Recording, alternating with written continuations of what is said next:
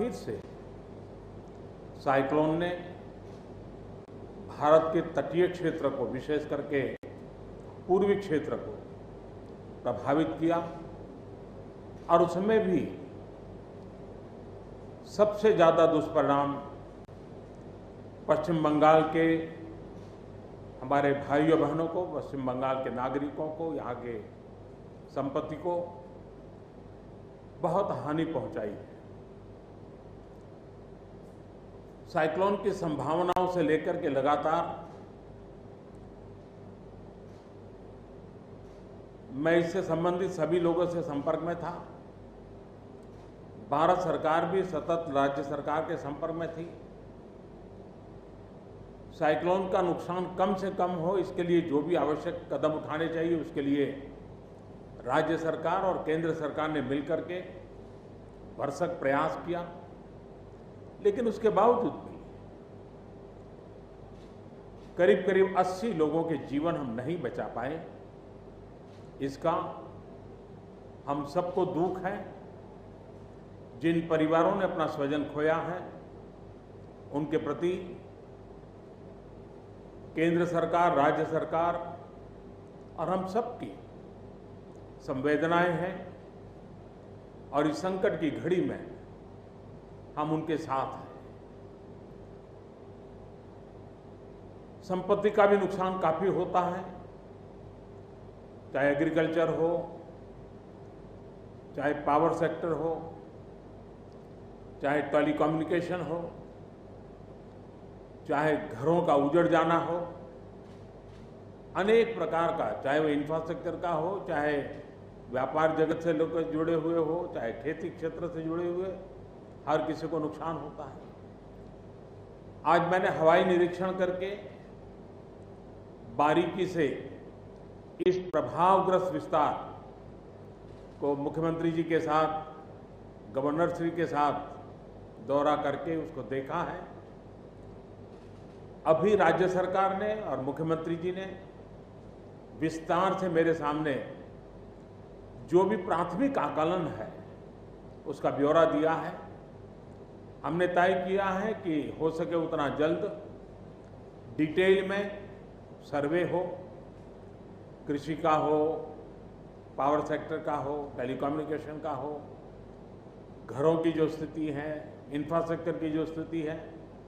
केंद्र सरकार की तरफ से भी तत्काल एक टीम आएगी और वो टीम इन सभी क्षेत्रों में सर्वे करेगी और हम मिल करके रिहेबिलिटेशन हो, रिस्टोरेशन हो, रिकंस्ट्रक्शन हो, उसकी व्यापक योजना बना करके बंगाल की इस दुख की घड़ी में हम पूरा साथ देंगे, सहयोग देंगे और बंगाल जल्द से जल्द खड़ा हो जाए, बंगाल जल्द से जल्द तेज गति से आगे बढ़े, इसके लिए भारत सरकार कंधे से कंधा मिला करके काम करेगी और जो भी आवश्यकताएं होगी उन आवश्यकताओं को पूर्ण करने के लिए भारत सरकार के जो भी नीति नियम है उसका पूरी तरह उपयोग करते हुए पश्चिम बंगाल की मदद में हम खड़े रहेंगे।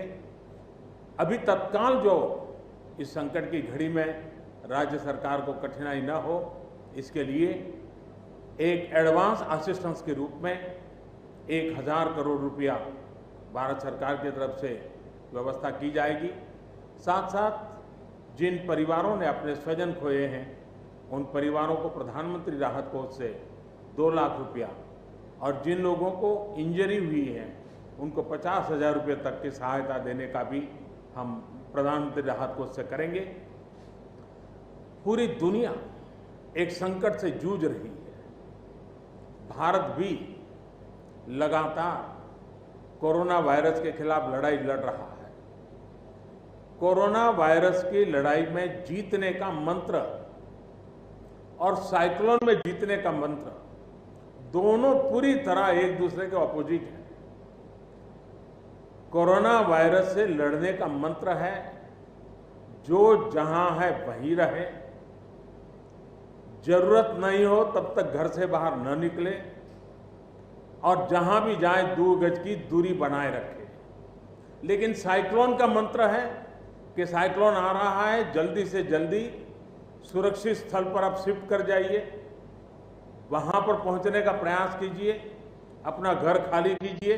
यानी दोनों अलग अलग प्रकार की लड़ाइयां एक साथ पश्चिम बंगाल को लड़नी पड़ी है। लेकिन उसके बावजूद भी ममता जी के नेतृत्व में राज्य सरकार ने भरसक प्रयास किया है। भारत सरकार ने भी लगातार उनके साथ रह करके इस संकट की घड़ी में जो भी आवश्यक, जो एडवांस में करने योग्य था, जो उसी समय करने का योग्य था और जो आगे दिनों के करने की आवश्यकता है, उसको भी पूरा करने का हम प्रयास करेंगे। आज समग्र देश को जिनके लिए गौरव है, ऐसे राजा राममोहन राय जी की जन्म जयंती है और उस समय मेरा पश्चिम बंगाल की इस पवित्र धरती पर होना मेरे मन को छूने वाली बात होती है। लेकिन संकट की घड़ी से हम जूझ रहे हैं, तब मैं तो इतना ही कहूँगा कि राजा राममोहन राय जी हम सबको आशीर्वाद दें, ताकि समयानुकूल समाज परिवर्तन के जो उनके सपने थे, उनको पूरा करने के लिए हम मिल बैठ करके, मिलजुल करके एक उज्जवल भविष्य के लिए, भावी पीढ़ी के निर्माण के लिए समाज सुधार के अपने कामों को निरंतर जारी रखेंगे और वही राजा राममोहन राय जी को उत्तम श्रद्धांजलि होगी। मैं मेरे पश्चिम बंगाल के सभी भाइयों बहनों को विश्वास दिलाता हूं कि संकट की घड़ी में पूरा देश आपके साथ है।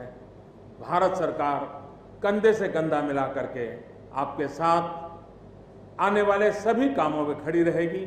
इसी संकट की घड़ी के समय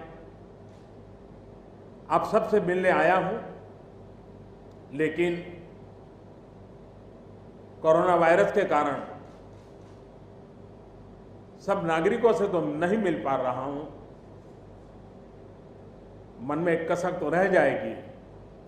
यहां से मैं आज उड़ीसा की ओर जाऊंगा और वहां भी हवाई निरीक्षण करूंगा, वहां के माननीय मुख्यमंत्री जी से, वहां की सरकार से बातचीत करूंगा। मैं फिर एक बार पश्चिम बंगाल की इस दुख की घड़ी में मैं आपके साथ हूं। जल्द से जल्द आप इस संकट से बाहर निकले, इसके लिए मैं पूरी तरह आपके साथ रहूंगा। बहुत बहुत धन्यवाद।